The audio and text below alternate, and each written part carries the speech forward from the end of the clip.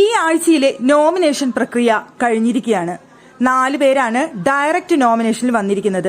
ലാലേട്ടൻ കഴിഞ്ഞ ആഴ്ച പറഞ്ഞ 2 വ്യക്തികൾ അഭിഷേകും സായും ഡയറക്റ്റ് നോമിനേഷനിൽ വന്നു. ഈ ആഴ്ച ഡയറക്റ്റ് നോമിനേഷനിലെത്തിയ 2 വ്യക്തികൾ സിബിനും ജാസ്മിനും. അങ്ങനെ 4 പേരാണ് ഡയറക്റ്റ് നോമിനേഷനിൽ വന്നിരിക്കുന്നത്. പിന്നെ ബാക്കിയുണ്ടായിരുന്ന മത്സരാർത്ഥികളിൽ പവർ റൂമിൽ എത്തിയിരിക്കുന്ന മത്സരാർത്ഥികൾ ഒഴികെ ബാക്കി എല്ലാവരും നോമിനേഷനിൽ വന്നിരിക്കുകയാണ്. പവർ റൂമിലുള്ള ശ്രീരേഖ, ഗബ്രി, ശരണ്യ, ഋഷി ഇവർ 4 പേർ ഒഴിച്ച് ബാക്കി എല്ലാ മത്സരാർത്ഥികളും അവിടെ നോമിനേഷൻ ലിസ്റ്റിൽ വന്നിട്ടുണ്ട്. ഏറ്റവും കൂടുതൽ വോട്ട് കിട്ടിയത് അൻസിബയ്ക്കാണ്. അൻസിബയ്ക്ക് അവിടെ നിൽക്കാനായിട്ട് താല്പര്യമില്ല എന്നുള്ള കാരണം കൊണ്ട് തന്നെ അൻസിബ പുറത്തു പോകട്ടെ എന്ന് പറഞ്ഞുകൊണ്ടാണ് അൻസിബയ്ക്ക് ഏറ്റവും കൂടുതൽ വോട്ടുകൾ കിട്ടിയത്.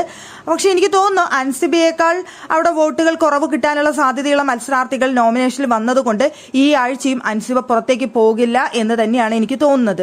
എന്നിരുന്നാലും വീട്ടിലുള്ളവർ ഏറ്റവും കൂടുതൽ വോട്ട് ചെയ്തത് അൻസിബയ്ക്ക് തന്നെയായിരുന്നു.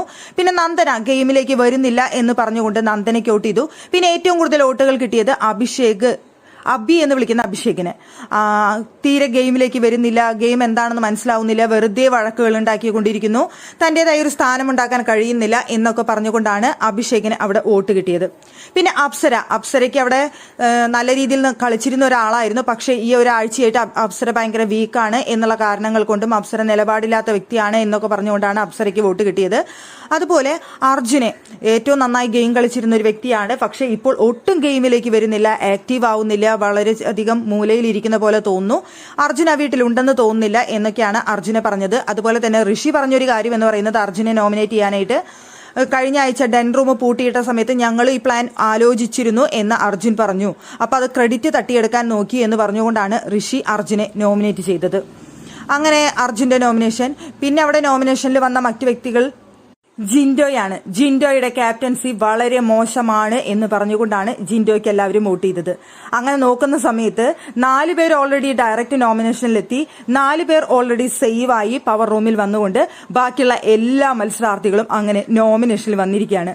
അതുകൊണ്ട് തന്നെ ഇത്തവണ ആര് പോവും എന്നുള്ള ചോദ്യത്തിന് കൃത്യമായ ഒരു ഉത്തരം നമുക്ക് വേണമെന്നുണ്ടെങ്കിൽ കണ്ടുപിടിക്കാവുന്നുള്ളൂ. ഏറ്റവും വീക്കായിട്ടുള്ള കണ്ടസ്റ്റന്റ് പുറത്തു പോകാനുള്ള ചാൻസ് ഉണ്ട്.